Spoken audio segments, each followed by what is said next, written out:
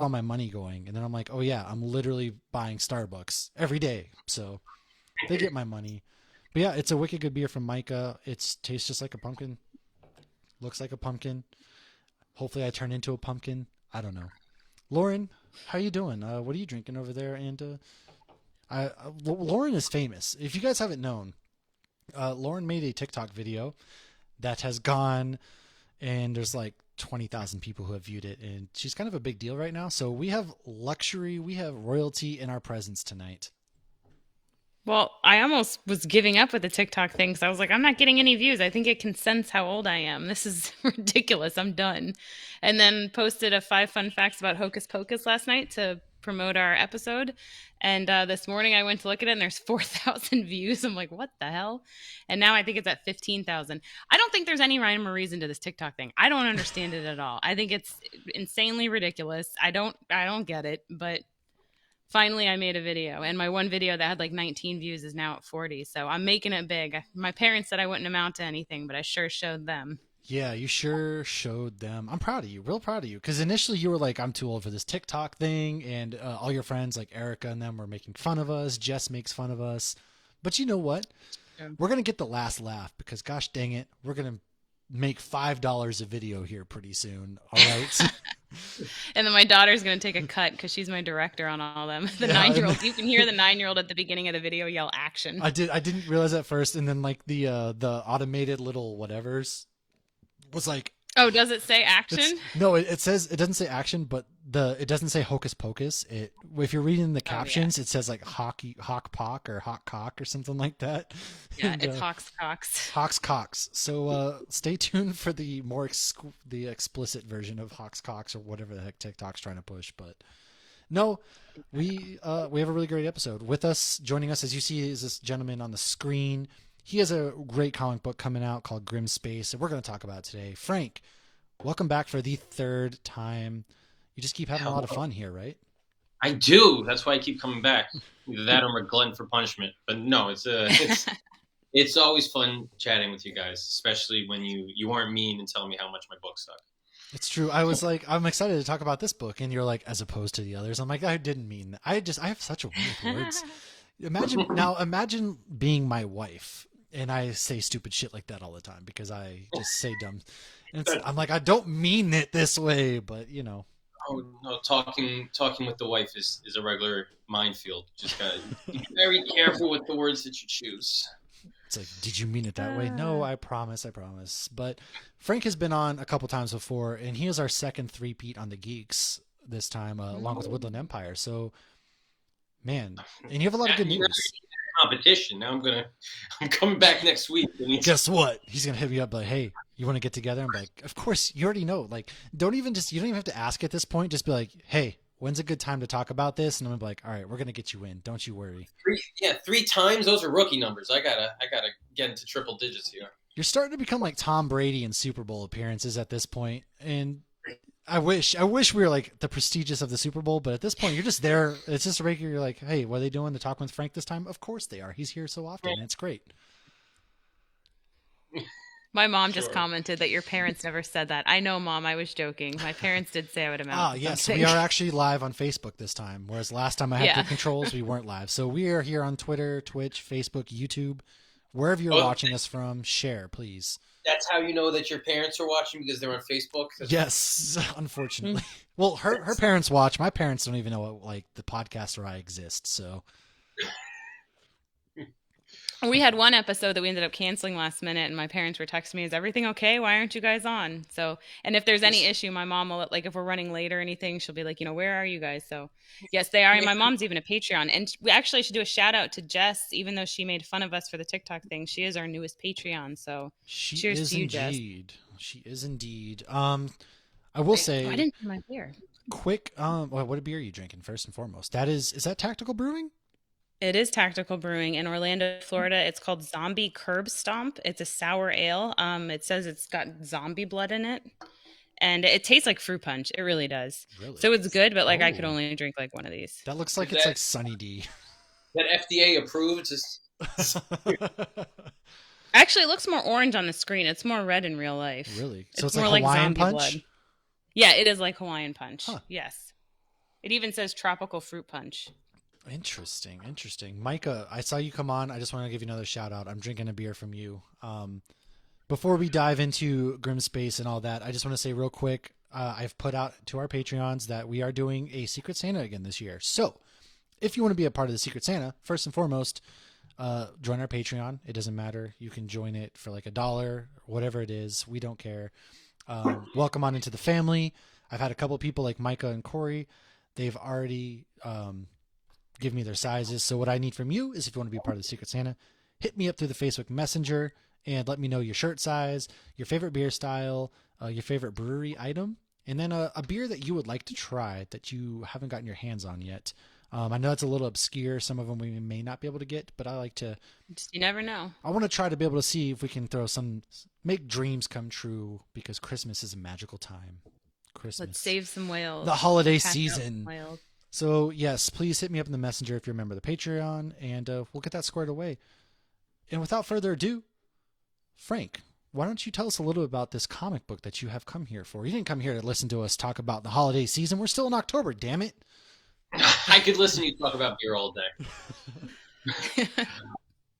Grim Space. Concept is very simple.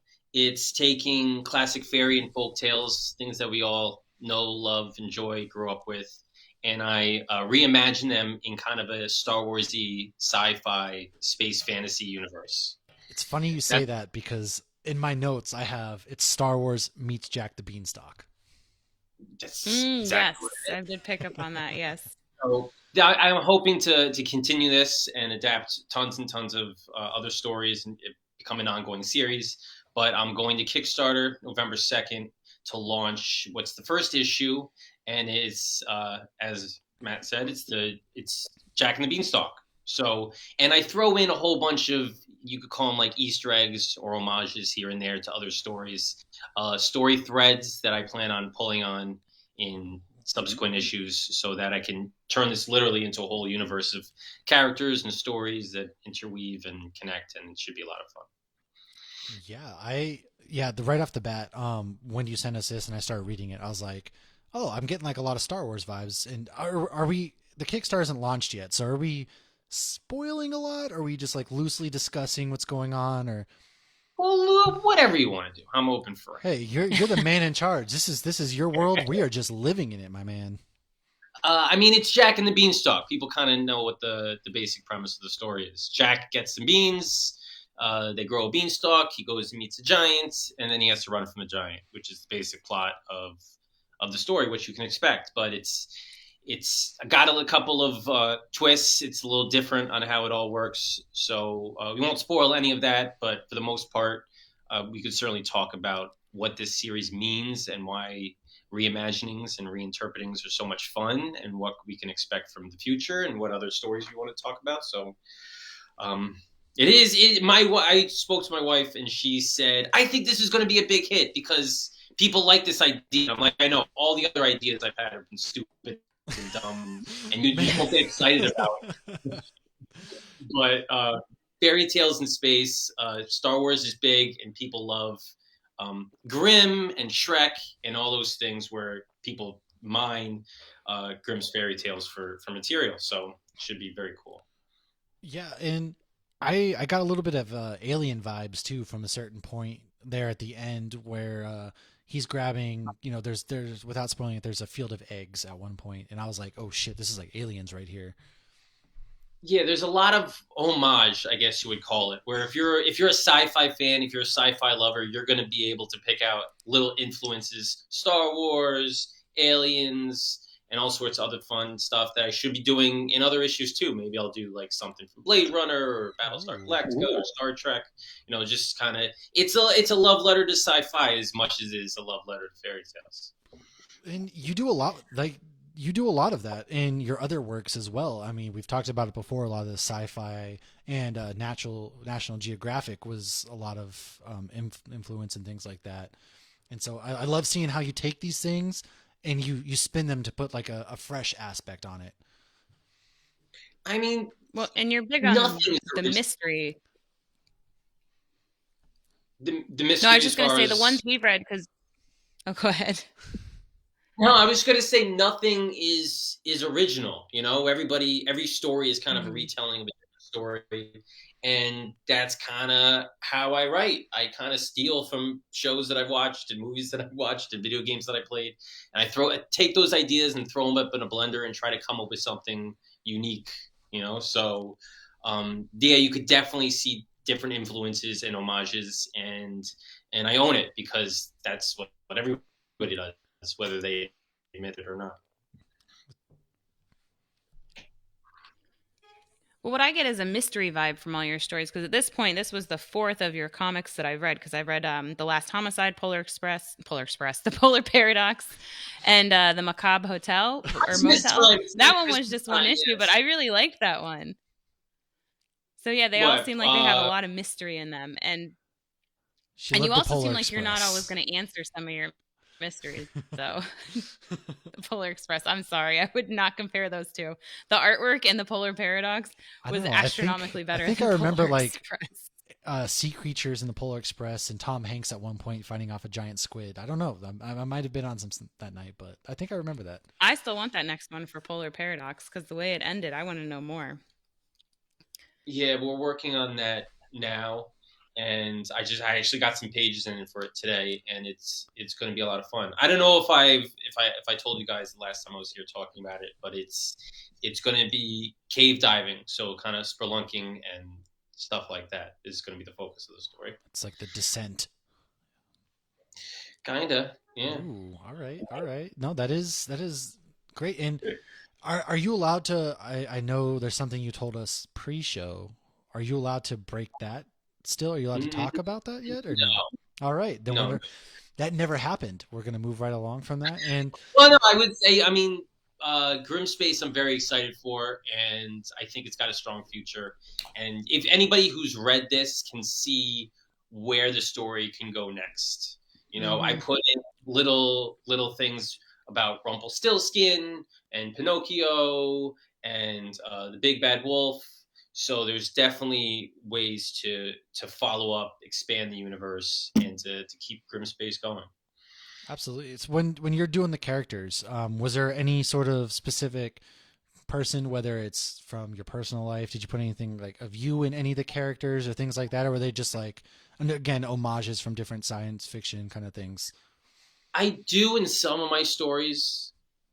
Like some of them are very specifically, I have this person in mind when I'm formulating this character, but this was such a kind of a targeted approach to the story. I had to, as I developed the characters, I had to think of different fairy tale characters. So it's kind of hard to wrap myself or any real life people in it because I only have so much space to develop characters, and I had to focus on filling out those roles with characters that can have a fairy tale reimagining in the future.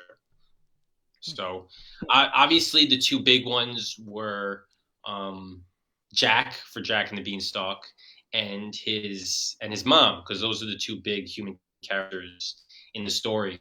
And I like his mom in this story because she's a badass kind of captain of a spaceship, of a courier ship. But she's not his mom. She's just captain. She's kind of an older lady that's captain of the ship that everybody calls mom. So I thought that was... Well, that was great, kinda... yeah. When you introduce her character, it goes, Mom, Captain, so over this. Yeah, because Jack is getting into hijinks on the ship. And Jack's not necessarily her son. He's the mechanic on the ship. But he's caused some problems in the past, and he gets to be kind of a nuisance at times. And he's the black sheep of the ship, which I've named the Beanstalk. So I like that too. So all these little, and again, another little Easter egg that only fairy tale nuts will figure out is that they go to a spaceship, a space station called Spriggan's Station, which is the name of the character is Jack Spriggans in the old tales. So little things that people aren't going to pick up on unless they are uber fairy tale nerds. Man, we got some deep cuts going on. I'm going to be looking for that now. Yeah, deep cuts, man. Frank's like, did you read your kid stories growing up? No? Well, you're about to learn today, damn it. Wikipedia Once upon a time in space. Wikipedia is a hell of a thing whenever you need to do research. True. And you know, it's funny because when I was going to school and stuff, I was always told Wikipedia wasn't a good source. And now look at us. We use Wikipedia for everything. Well, Wikipedia is a good source if you know what it's good for. You know, I remember when Wikipedia first was kind of like we were hit with it, and I was in college. I'm like, this is a black hole. I could stay on this site for hours just clicking on stuff. Ooh, where am I going now? And then you need to backtrace. Like, I started off looking at the sun, and somehow I'm researching ketamine. Like, how did I get here? Where am I at right now? What is happening? Well, what I was told in years and years ago was don't use Wikipedia as your source, but go to the bottom of Wikipedia and click on the sources they've credited, and they might be, references you can actually use. Oh, I never. So it's a good place to start research. Yeah, it's definitely a good place to get your overall idea and then kind of figure out the nitty gritty. The sources are definitely the best is when you see an article that's fully read, and there's just no sources. It just says citation needed all throughout the entire thing. Like somebody obviously knew what they were talking about, but they were too lazy to research it. That's the story of my life. Right. Literally the story of my life.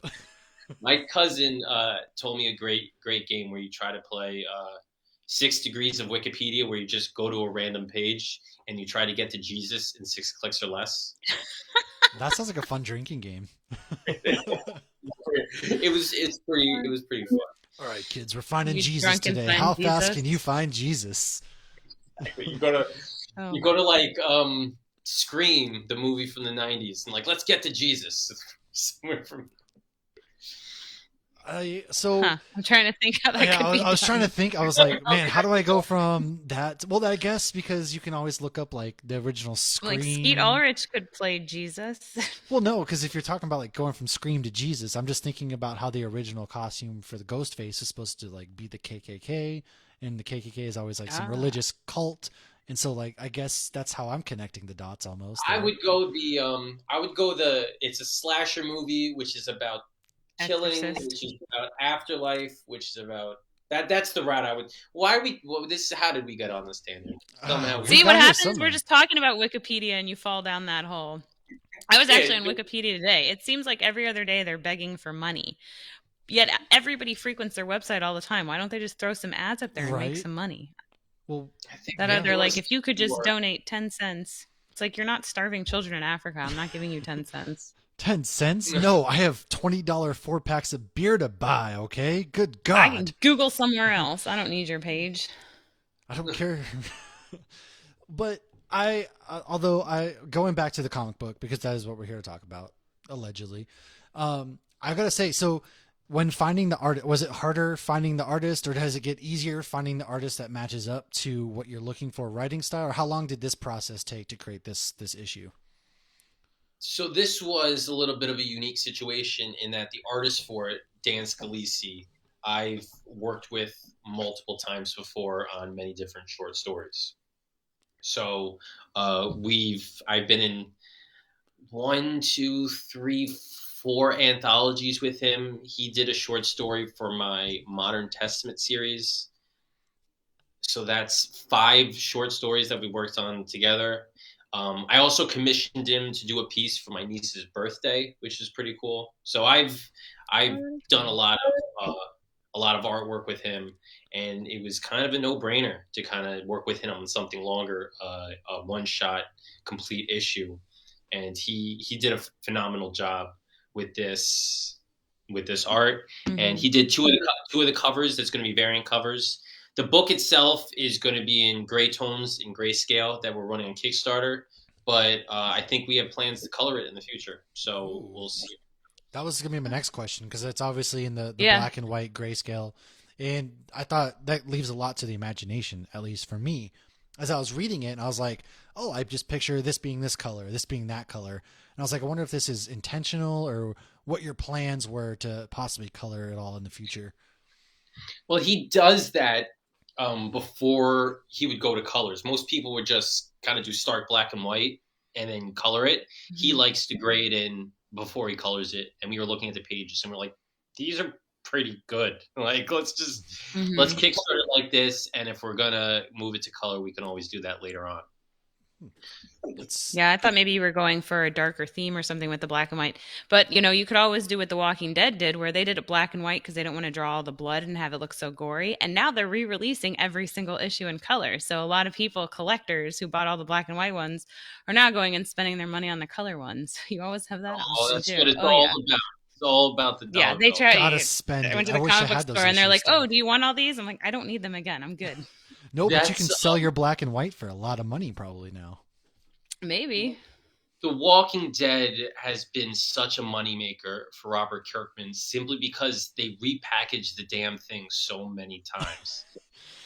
And people continue to buy it. And that's a little trick that comic creators know that they don't really tell about, is that it's a hell of a lot cheaper to print pages in black and white than it is in color. So I guess that makes sense. It's easier on the printer and stuff like that, because colors, you got to go through all the tones and things. You do save a lot of money, especially when you're printing in scale, doing black and white as opposed to color pages. Interesting. So you mentioned this kind of being a one shot. Are we gonna expect more issues from this then, or is it kind of like, all right, we did this one, let's lay it to bed for a little bit and we'll come back to it maybe later? Or I think no, we're dead. I'm usually vague on this question, but I definitely think we're gonna continue it and have subsequent issues.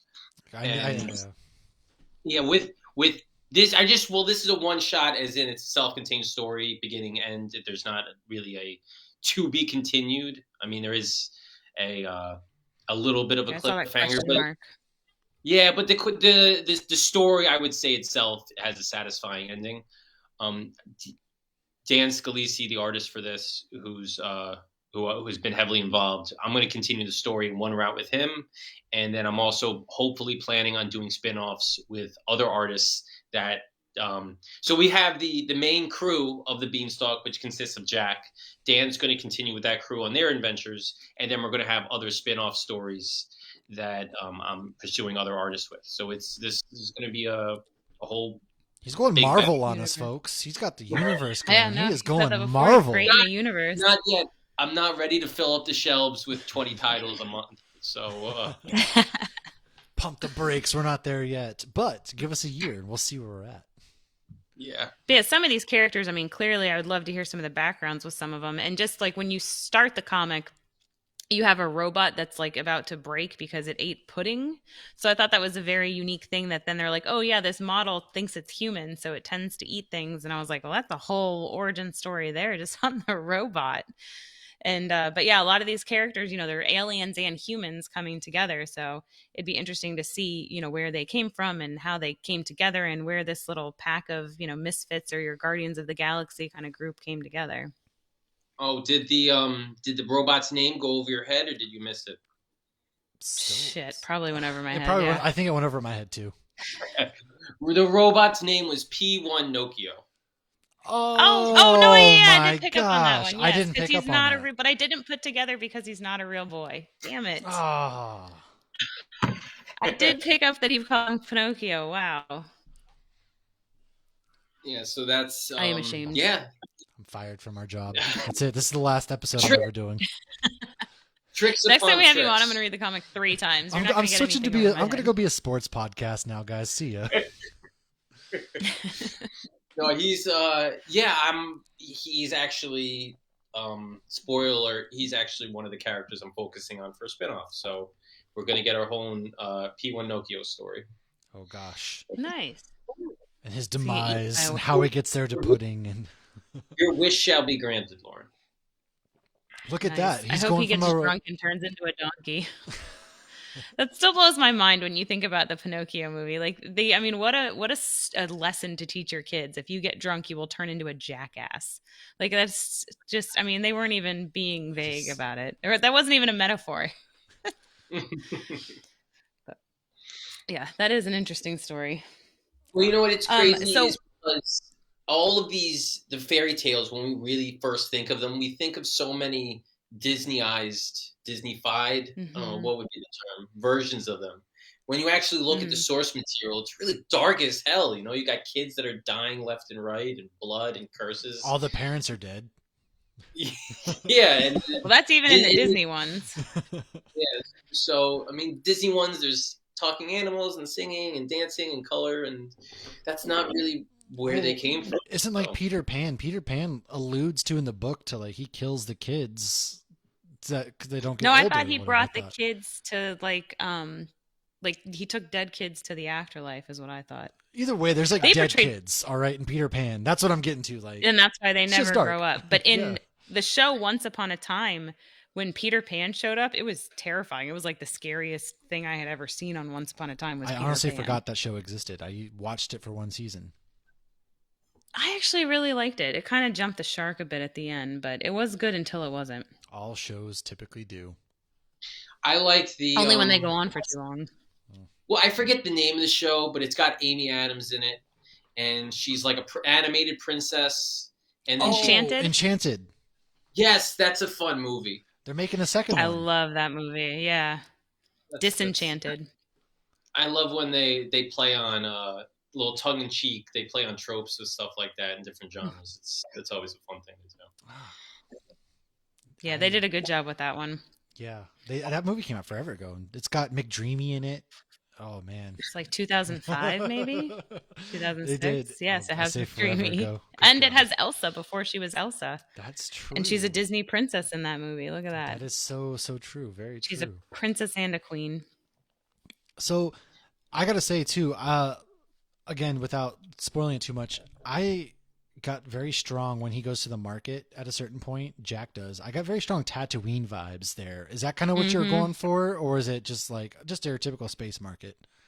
I was going for space market, but you know, subconsciously speaking, Star Wars is always there. You can never skip extract it, that. kids.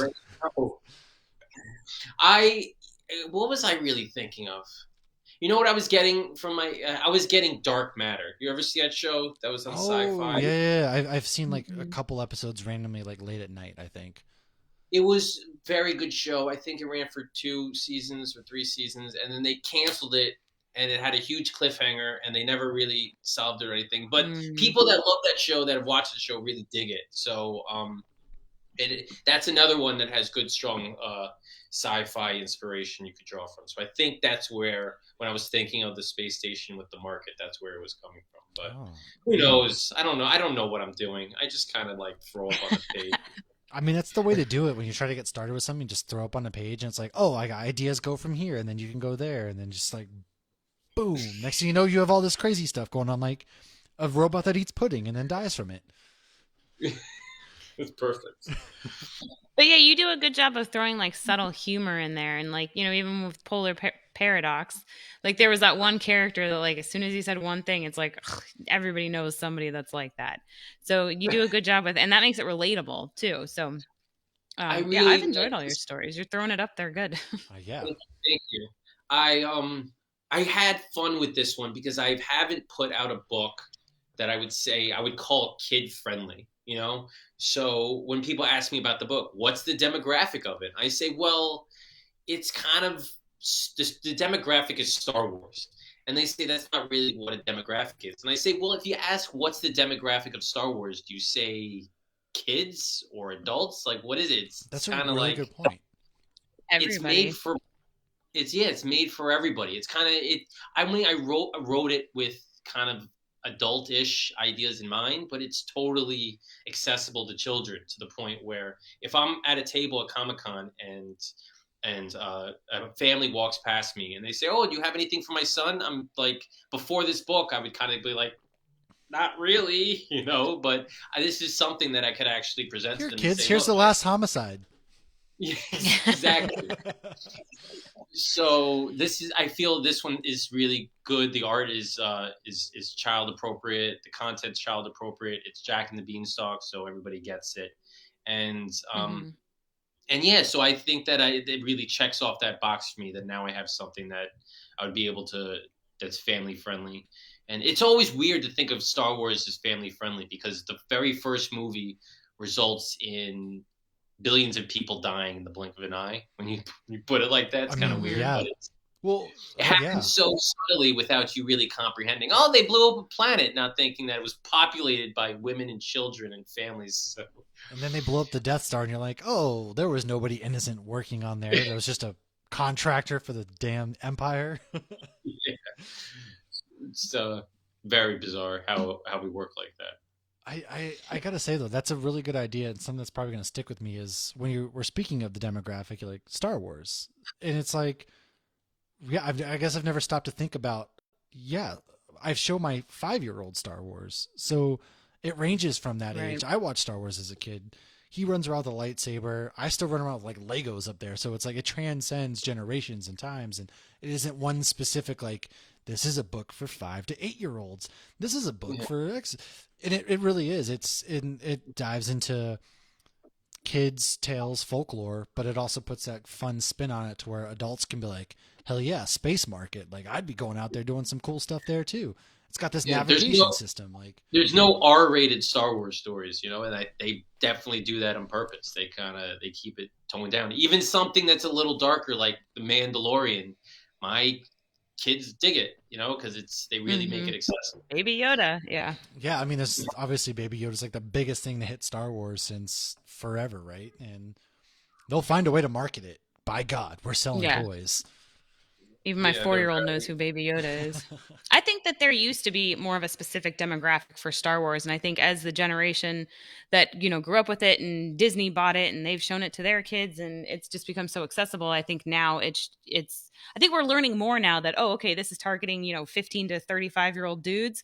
Well, guess what? Girls like it too. Guess what? Older people like it too. Guess what? It's kid friendly. Your kids like it too. So I feel like that whole targeted demographic is very much so expanding today when we're not you're not just handing your daughter a Barbie now and your son a dinosaur and saying have a nice day. Like no, my son the other day, he wanted a new coloring book and I had Frozen and Marvel. He picked Frozen, and that's not his sister's influence because his sister would have picked Marvel.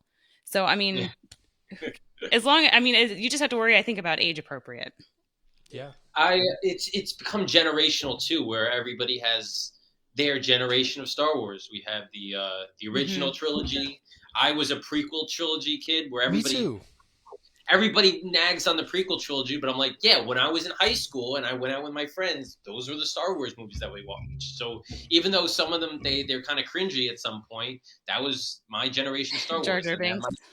And then my kids, you know what? I am a Jar Jar Binks fan. I'm not afraid to admit Whoa! Jar Jar did You're nothing You're the to first anybody. one I've ever met. I have a Jar Jar Binks poster up in my room growing up. Look, I did. Revenge of the Sith is my favorite Star Wars movie, so I'm laying it out there. I don't care what you say. Revenge of the Sith, best Star Wars movie out there. That's part of the trilogies. Obviously, Rogue One's amazing, but I remember watching Rogue One with my daughter, and I was like, "Wow, this is really sad." She's like, "What did you think was going to happen?" She's like, "You didn't I see don't this know, coming." not this. I watched. It was very sad because I was watching with my son, and he knows it's a prequel. So he's thinking like, how come we don't see any of these characters in like the later movies?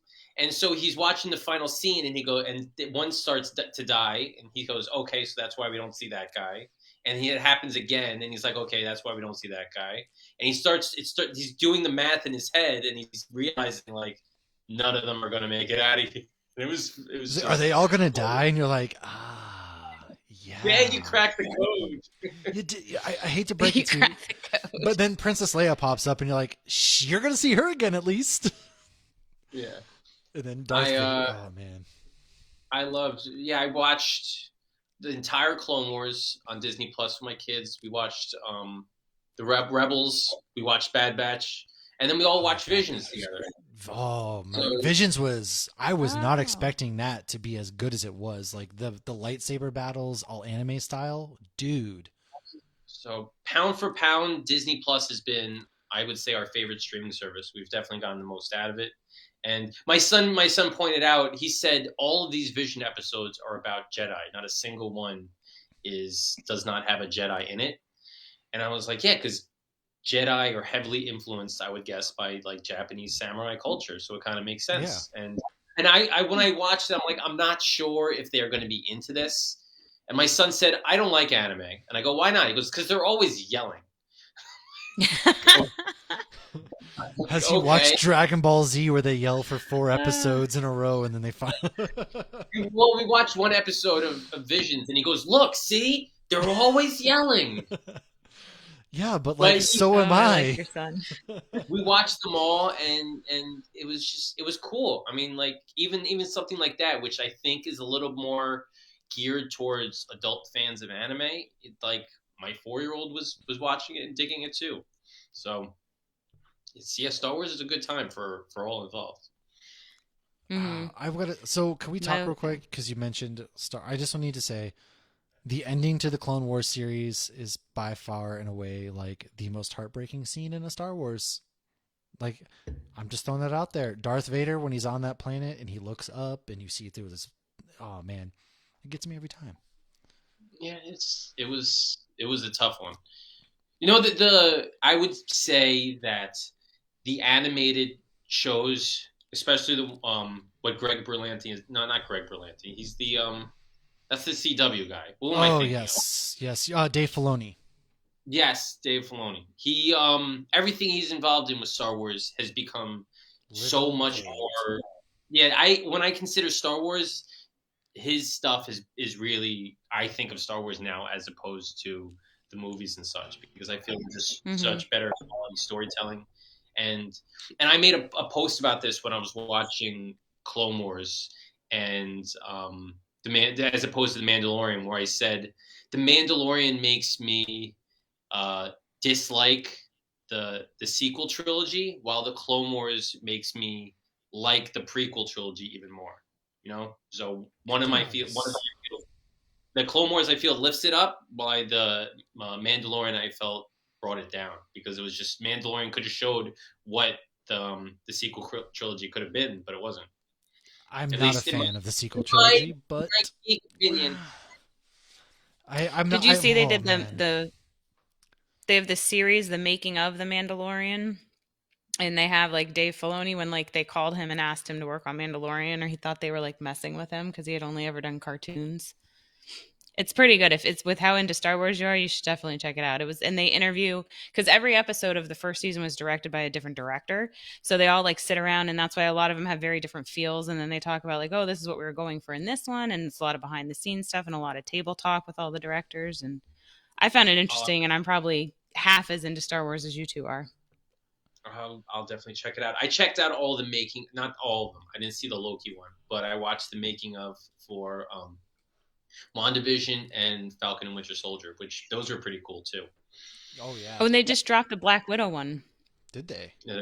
Yeah, I just saw it like an hour. It said it's the assembled. So there's a Black Widow. So I'm wondering if there'll be a Shang-Chi one when Shang-Chi is free on Disney. Well, not free on Disney Plus included. And Hawkeye's coming soon too, so I'm sure they probably have that as well.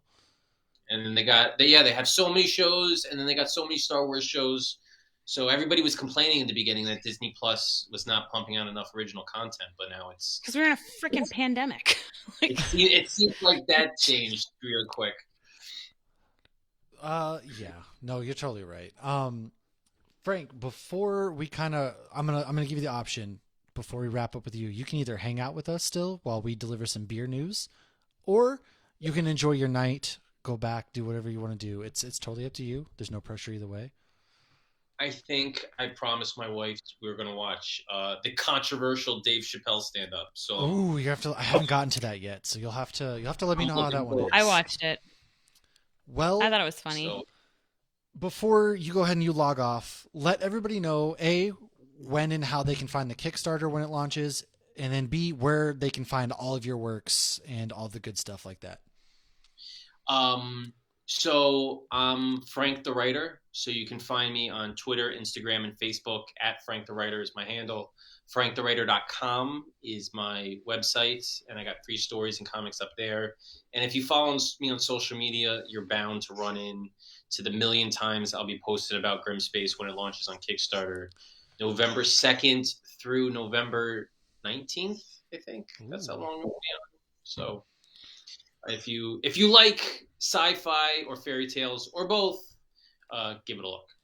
Yeah, this comic, and honestly everything that you've shared with us to read and talk about, we've been really big fans of, whether it's the Polar Paradox, and Last Homicide, like everything that you've shared, it's been a pleasure. And anytime you hit me up in the DMs, like, you want to talk about this, I'm like, dude, just hell yes, of course we do.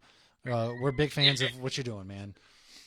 I'm not that assertive. I'm not gonna be like, make room, I'm coming in.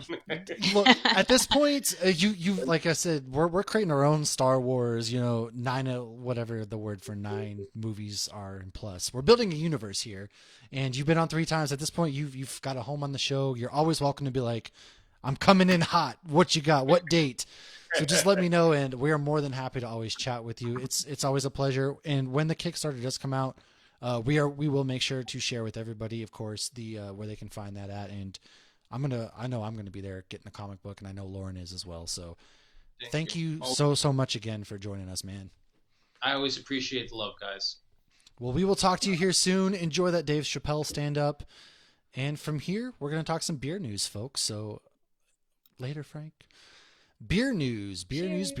I was going to share some bottle share news. However, I cannot until next week. So I just want to say real quick that I know Chris was on.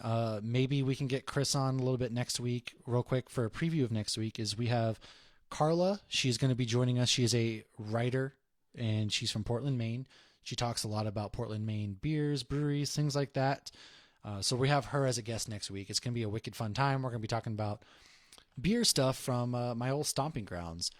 But Lauren's got her good glasses on. So why don't you go ahead and you dive into some beer news for us right now? So if anybody's been following Brienne, also known as Rat Magnet, and Women of the Bevolution, they are single-handedly improving or getting rid of sexism in the beer industry. There is a beer that they actually did launch, a collab beer called Brave Noise this summer to encourage discrimination-free beer industry. To brew Brave Noise, the breweries must indicate that they've created a code of conduct for their brewery employees and customers, and they must make a donation to a relevant charity or nonprofit organization. So it's kind of like the Black is Beautiful beer. I'm surprised I haven't heard of this, but this is not all of my news. My main news is the Mickler Beer Fest. Have you heard about that in Copenhagen? It's supposed to be taking place yes, next weekend. They have a lot of internal things. So if you follow our one of our really good friends, one of our best friends from the show who went back to Europe, she left us. Annie, however, Brewwitch, if you follow her on Instagram, she is actually, a lot of what I've learned about this is through her on Instagram. So go check out Annie Gilbert is what she is on Instagram. Check out her Instagram because she's been talking about this a lot. So I know that they have had a lot of, is it racial sexism, a lot of that kind, because they came out through the whole thing, right? A lot of people came out against them. Yeah, so I guess there was a few women who said that when they were working there, they weren't treated fairly. When they complained about the working conditions, they were not rectified, nor were they addressed, and it was kind of like swept under the rug. It does sound like Mickler ended up firing people, but I guess the stance they took was not what a lot of people felt like they should have. They're still holding as a protest, beer fest people with are all these using breweries. Well, at least since I've seen, and I think it might even be more, at least 25 breweries have pulled. And this is an international beer festival. I mean, people from all over Europe, from the States. There's a brewery in Tampa that goes, and they've said, I should see what their updated thing is, but they said that they do still intend on going because they had paid to send the beer over there like months and months and months ago. And even though they don't agree, and this is a brewery that like they haven't, nobody's called them out for being inappropriate by any means. And they're like, if we send our beer out there, then somebody else is going to be pouring it and answering questions. Whereas we do this festival to get an international presence and to talk to people and inform people and educate them on our beer and Florida beer. So it's a very tough position for a lot of these breweries to be in, but a lot of these breweries are like, if we don't make the change now, when will this change come and how do we make this change? So a lot of people are, a lot of breweries are pulling out. As of like, if you had let, and Mickler has come out and they've literally just posted, we're sorry. And they're responding to all the comments now. A lot of their first, sorry, I didn't mean to cut you off by any means. No, you're good. Go for it. Their initial thing was like, we're sorry. And then people were like, that's it. That's your half-assed apology. And they were like, guys, I get it.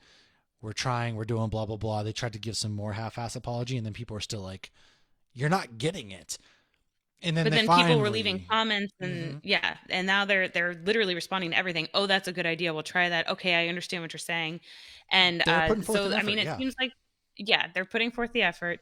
And the thing I think nowadays is people can kind of tell if you're bullshitting. Like if you're genuinely like, "Oh my god, you're right. I didn't realize the work environment that was created here." Yeah. And if yeah, okay, you're being a drama queen. I get it. So I think that that's the thing is like people are sniffing out the bullshit and more people are realizing there's bullshit.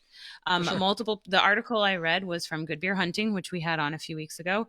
And they said they did reach out to Mickle, the owner of the brewery, for comment, and he didn't want to comment.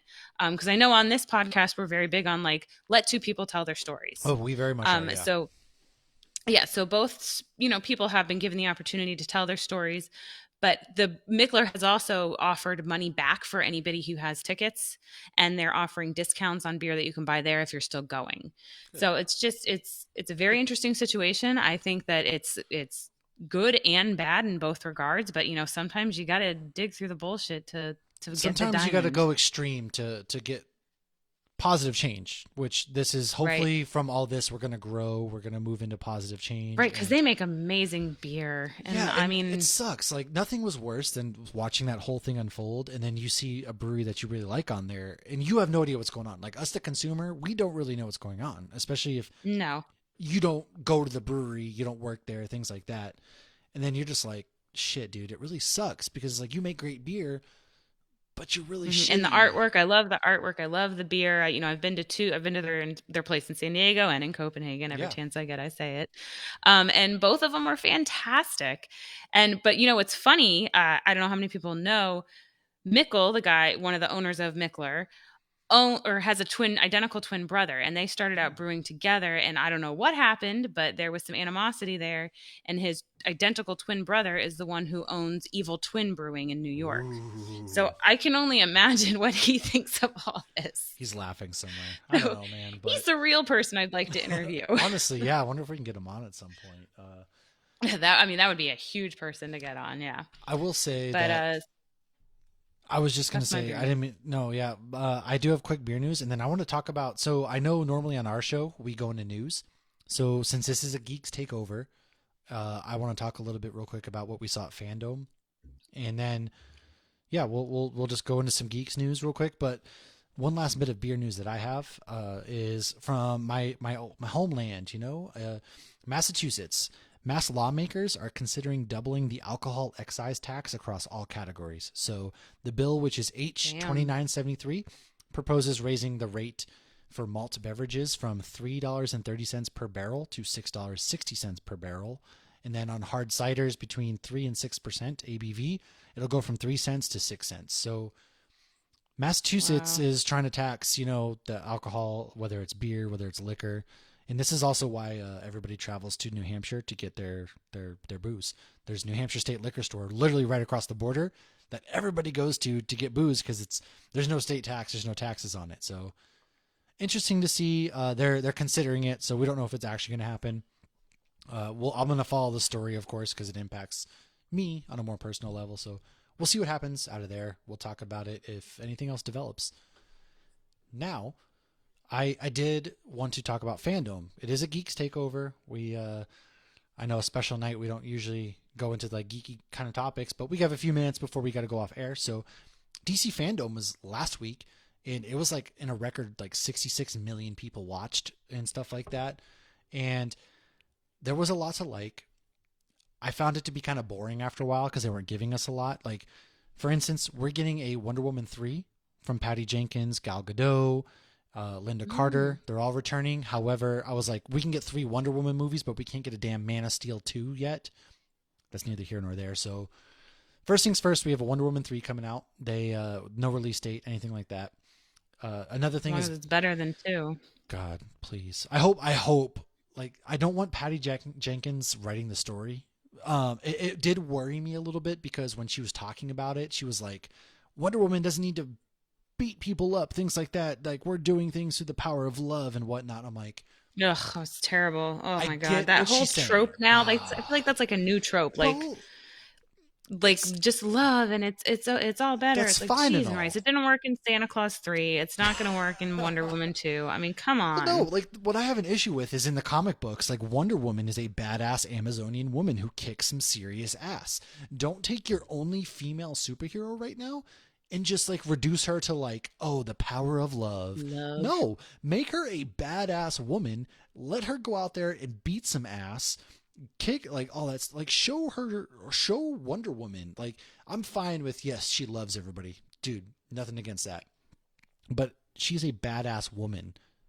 Let her like take the leash off. Like let her go out there and kick some ass. Like I don't know. Like as somebody lasso some people. yeah, Come you on. know, just like do that. So I don't know. Maybe we'll see what happens. That movie probably we're like 5 years away. I'm sure because they got to write it all. Who knows? I hope we get more Cheetah from it. They did kick off DC fandom with a Black Adam teaser, and we're finally The Rock has been saying this since 2007 that the hierarchy of power is going to change in the DC universe. Like, Dwayne, we get it, pal. You've been saying this for a while, like 20 years now. It looks badass. He pretty much like they go in to there's like some grave robbers or whatever they are. They go in there. He shows up and like he grabs this dude's head and like zaps him into dust, and I'm like, all right, this looks like it could be pretty brutal. I hope they don't Dwayne Johnson his character up and make it so he's like this good guy, because Black Adam is not a good guy. So did you happen to see that teaser at all? No, I didn't. I watched the Batman one and I watched the Flash one, but I didn't see anything else. Yes. I was not home all day Saturday. I was. Well, I wasn't. It just happened to go from the time before I went out for my birthday with Carrie. So we got a Harley Quinn 3 TV series. That show's coming out soon. It's live action? No. The cartoon series for HBO Oh. Max. I will say that they have a Static Shock film coming out, produced by Michael B. Jordan. That's coming. They're doing a lot of great initiatives, as far as like getting, you know, people of color and that into the comic book industry, getting them like classes as how to be better comic book writers, better writers in general, things like that. So they're doing a lot of awesome things for that. So that's was another great announcement. DC, you're doing great there. Is I will say also like the stuff with Ruby Rose, we're not really going to talk about. We're going to let that play out first, but yeah, there's that. However, we got an Aquaman teaser a little bit. They talked about it slightly. There's nothing really new there, but except for Black Manta's suit.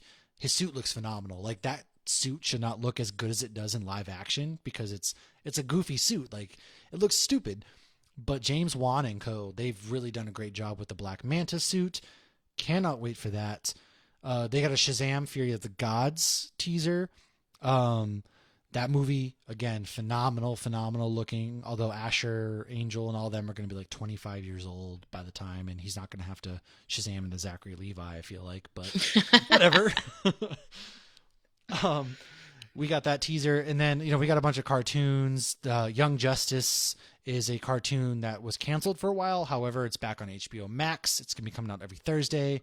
We're getting another season of Doom Patrol, another season of Titans. The Flash teaser, though, that shit looks good. So we got a Flash teaser. The Flash suit looks great. The colors, it looks ripped right out of the New 52 comics. You heard Michael Keaton's voice, and then you even see him walking at one point with the big bat ears, and you're just like, and then at the end of the teaser, Ezra is pulling off the thing, and you're like, you just know that's the 89 Batmobile, dude. Oh, of course, 100%. I just want to know, are we going to get to see Michael Keaton turn his neck? Like, is he going to be able to turn his head now? Has the bat suit like gotten better in the last 30 years? Oh, that movie is 30 years old. That's crazy. We are 32 years old. Yes. I'm excited though. I hope Grant Gustin, like Micah just said, gets a cameo in it. And just because gosh, yes. We did the whole Crisis thing where Ezra, so I hope we get that. So I'm excited for that. But Flash is like my favorite superhero, so I am wicked pumped to get some Flash movie action, and I think it comes out next year. I believe they finished filming officially. The movie is finished wrapped filming, so I think we're getting it next year.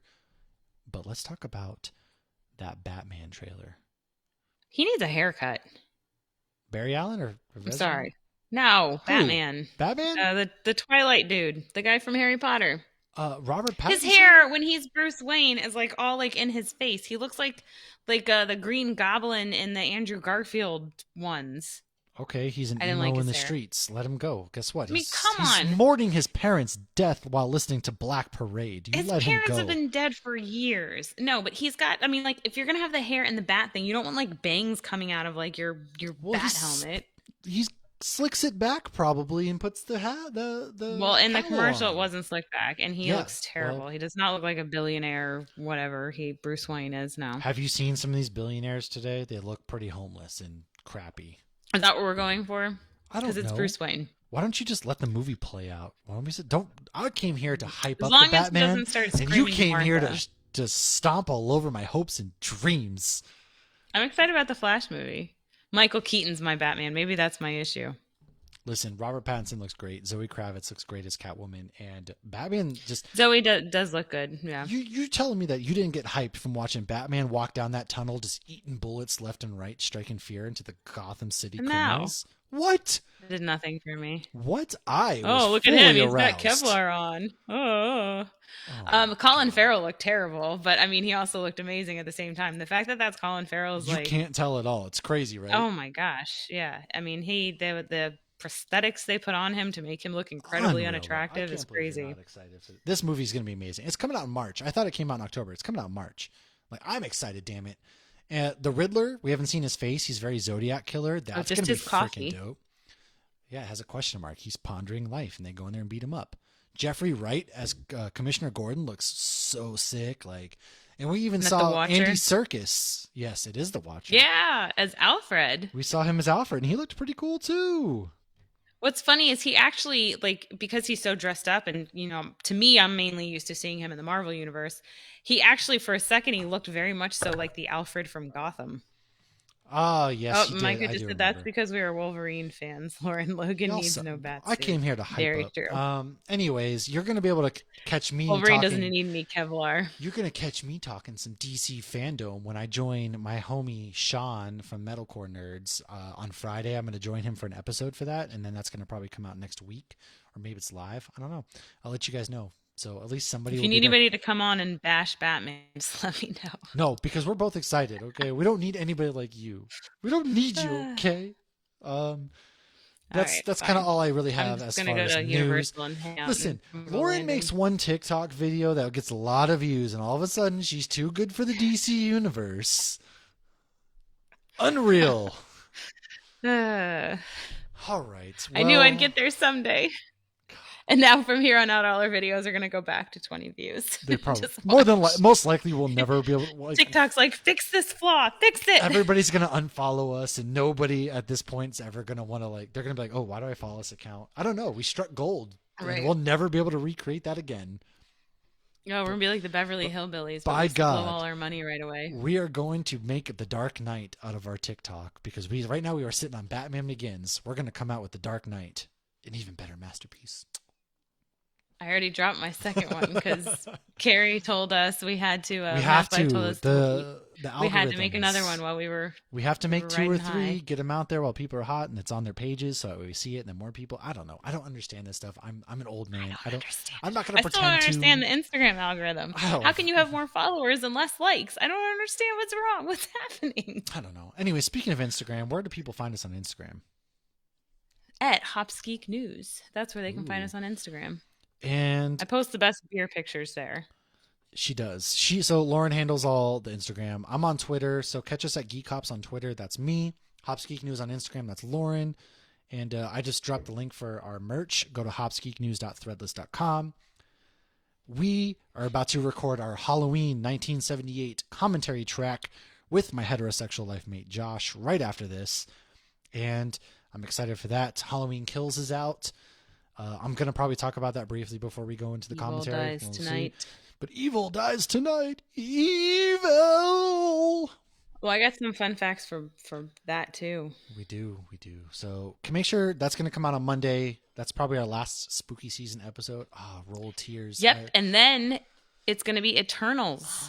I don't know. I'm not talking I got a anything bunch of past comics Halloween. I got to read next week. Nope. We are living in Okay, October still. Damn it.